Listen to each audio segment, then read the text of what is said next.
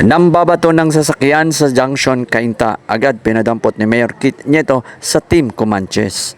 Nangyari itong pambabato ng sasakyan noong nakaraan linggo at maraming nasa social media ang marahil nakapanood sa naturang babae.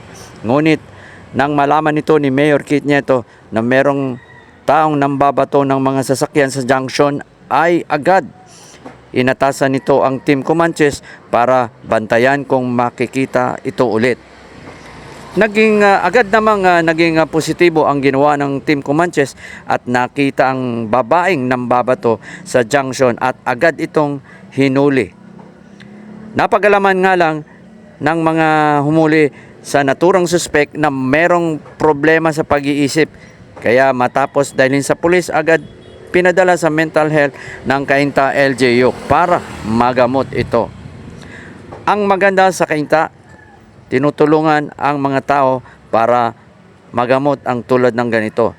Dahil sa Cainta, walang naiiwan, lahat may puwang sa bayan. Nats Arforte para sa Cainta News.